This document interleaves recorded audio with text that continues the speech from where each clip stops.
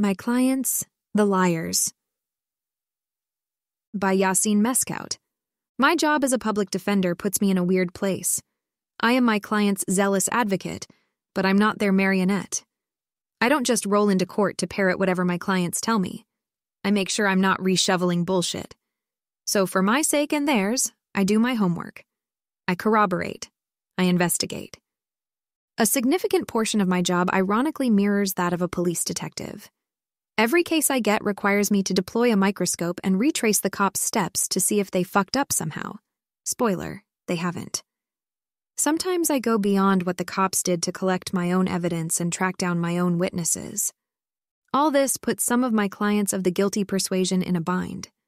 Sure, they don't want me sitting on my ass doing nothing for their case, but they also can't have me snooping around on my own too much, because who knows what I might find. So they take steps to surreptitiously install guardrails around my scrutiny, hoping I won't notice. You might wonder why any chicanery from my clients is warranted. After all, am I not professionally obligated to strictly maintain client confidentiality? It's true. A client can show me where they buried their dozen murder victims, and I wouldn't be allowed to tell a soul, even if an innocent person is sitting in prison for their crimes. Part of my clients' clammed-up demeanors rests on a deluded notion that I won't fight as hard for their cases unless I am infatuated by their innocence. Perhaps they don't realize that representing the guilty is the overwhelmingly banal reality of my job. Footnote: there is a kernel of an exception that is almost not worth mentioning. The Rules of Professional Conduct 3.3 obligates me with the duty of candor. I am not allowed to present evidence that I know is false, which encompasses witness testimony. Some jurisdictions make exceptions to this rule for defendants testifying in their criminal trial, correctly, IMO, but not all. So assuming that a client truthfully confesses to me, assuming we go to trial, assuming they decide to testify, and assuming I know they're going to lie, then yes, this could indeed spawn a very awkward situation where I'm forced to withdraw in the middle of proceedings. More importantly, it's myopic to forget that judges, prosecutors, and jurors want to see proof, not just emphatic assurances on the matter. But clients still lie to me, exclusively to their own detriment. Marcel was not allowed to possess a firearm, and yet mysteriously, when the police arrested him, the details are way too complicated to explain, even by my standards. In his sister's vehicle, they found a pistol under the passenger seat. The gun is not mine. I don't even like guns. I'm actually scared of guns. He told me this through the jail plexiglass as I flipped through his remarkable resume of gun-related crimes. Marcel spent our entire first meeting proselytizing his innocence to me. Over the next half hour, he went on a genealogy world tour, swearing up and down on the lives of various immediate and extended members of his family that he never, ever, ever touched guns. I was confused why he perseverated so much, but I just nodded along as part of my standard early precarious effort to build rapport with a new and likely volatile client. What he was telling me wasn't completely implausible. Sometimes people are indeed caught with contraband that isn't theirs. But there was nothing I could do with his information at that early stage. Maybe he thought if he could win me over as a convert, I'd then ask for the case to be dismissed on the "he says it's not his" precedent. Weeks later, I got the first batch of discovery. I perused the photographs that documented the meticulous search of his sister's car. I saw the pistol glistening beneath the camera flash, nestled among some CDs and a layer of Cheetos crumbs. And on the pistol itself, a sight to behold. To this day, the clearest, most legible, most unobstructed fingerprints I have ever seen in my legal life. If you looked closely enough, the whorls spelled out his name and social security number. Public defenders are entitled to ask the court for money to pay for private investigators, digital forensic specialists, fingerprint examiners, or whatever else is needed to ensure a defendant in a criminal case is provided with his constitutionally guaranteed legal bulwark. The photographed prints here were so apparent that an examiner could easily rely on the photos alone to make a comparison. Marcel had earned himself some trolling from me. I went back to see him at the jail, faked as much enthusiasm as I could muster, and declared, "Good news! They found fingerprints on the gun." He stared at me stunned and confused, so I continued. "Well, when we first met, you told me that you never touched the gun," I reminded him with an encouraging smile. "Obviously, you wouldn't lie to your own lawyer, and so what I can do is get a fingerprint expert to come to the jail, take your prints, then do a comparison on the gun itself. Since you never touched the gun, the prints won't be a match. This whole case will get dismissed, and we can put all this behind you." Footnote: I'm told I put on a good poker face. He was still reeling, but realized I was waiting for a response. "You don't need to do that," he muttered. I had the confirmation I was looking for, but I pressed him while maintaining the facade of earnest congeniality. "But why not?" I sang in staccato, smile wide. "You told me that you never touch any guns." Turned out Marcel might have accidentally touched the gun, so his prints could be on it. I had made my point, so I dropped the act.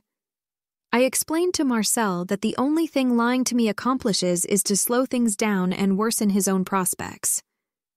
How could I pursue any potentially helpful leads for his defense when I couldn't be sure I wasn't about to bumble into an incriminating revelation? Marcel nodded sagely and claimed to understand, but he went on to lie to me many more times over the next 2 years that I remained his attorney. Marcel has and will spend the majority of his adult life in prison. Not necessarily because he lied to me, but that certainly didn't help. My first meeting with Kyle was useless. He insisted throughout that it wasn't him, that he wasn't even there. Now, personally speaking, if several witnesses claim to have seen someone who looks like me, in my car, with my girlfriend in the front seat, commit a drive-by shooting in broad daylight, I would summon slightly more curiosity about who this apparent doppelganger might be. But Kyle gave me no leads, pantomiming an internal agony about not wanting to be a snitch, clutching at his stomach as if the mere thought was physically unbearable. His tune eventually changed. "I need you to tell the prosecutor who was driving my car," he said. "His name is Richie Bottoms." If the name hadn't given it away, I already knew where this was going. Footnote: There was no Richie Bottoms. And I was excited for the coming entertainment.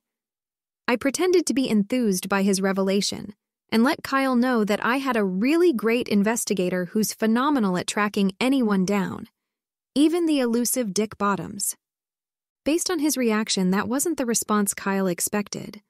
Another illustration of a myopic theory of mind, not uncommon among the interpersonally inept, incapable of simulating anything but affirmation.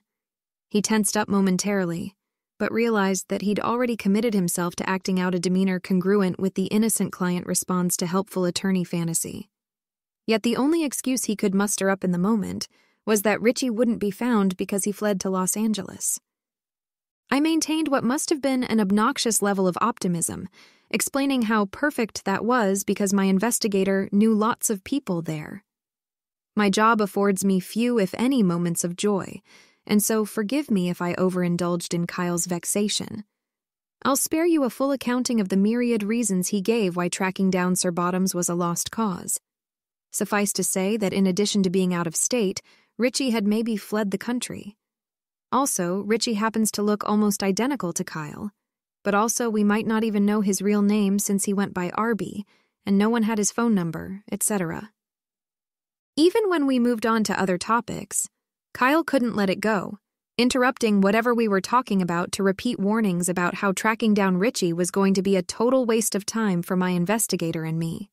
He was palpably angry, but had no viable outlet for his frustration, and so he just stewed, stuck with his lie. I kept my poker face. It's a stark contrast to my factually innocent clients, who cannot help but drown me with leads to pursue in the hopes that any are helpful. The whole thing reminded me of Carl Sagan's parable of the dragon in his garage as a critique of certain unprovable religious beliefs. Can I see the dragon? No, it's invisible. Can I detect its fire's thermal image? No, the fire is heatless. Can I find Dick in Los Angeles? No, because now he fled the country. There's always some excuse. There's always some eject button allowing my defendants to evade specific evidence demands, no matter how ridiculous. It's banal for my clients to deny the accusations, but a special breed takes denial to the next level by waging total jihad against their accusers. It's a sort of a reverse counterpart to the narcissist's prayer. If they claim I was driving during the hit and run, they're lying. And if they're liars, then they exaggerated their injuries. And they're exaggerating because they're after an insurance payday. And we know they're after a payday because they sued their dry cleaners in 1993. And they're framing me to get money, which is how we know they're lying. In these clients' telling, nothing is their fault. The random bystanders who randomly drew the unlucky witness card become a convenient scapegoat. Yet these clients are so myopically overwhelmed by the desire to bounce the rubble on a witness's credibility, they don't notice how implausible their story becomes with each new clause they tape onto their fabulous scrapbook. Footnote. For example, Kyle asked if it was possible to present self-defense evidence on behalf of Richie Bottoms, just in case.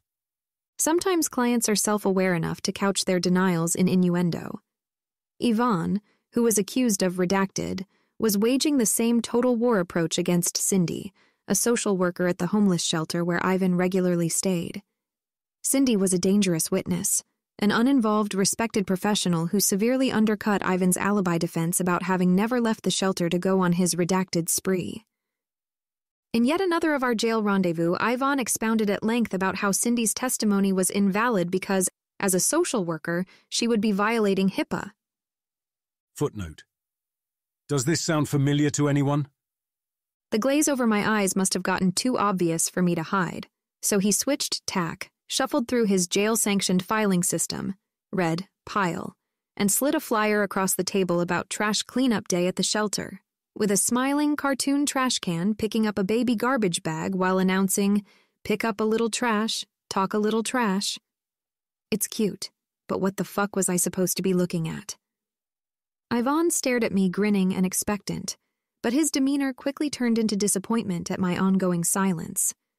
He snatched the flyer out of my hand and jammed his finger at the "talk a little trash" clause. "This!" he shouted, and then just stared at me again. I looked at the words that meant so much to him and nothing to me and just said, "Huh?" His disappointment transmogrified into astonished anger. "Do I have to fucking spell it out for you?" he screamed. "I thought you were the lawyer here." We had been ping-ponging across various aspects of his case for the last hour or so, and I gave up on any posturing and reiterated my ignorance at the significance of the cartoon flyer. Ivan snapped, "Cindy is encouraging people to trash talk. For, you see," she wrote the flyer, "I'm trying to show you that she's a fucking punk and a liar." I immediately understood why Yvonne was so attached to remaining within the realm of innuendo.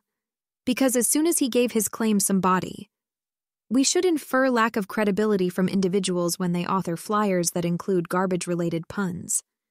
He knew how much of a dumbass he would sound like out loud. Ivan moved on from the flyer and instead asked how to disqualify a witness for being a liar. I tell him that's not a thing. Footnote. During the editing process, Jesse was skeptical of this.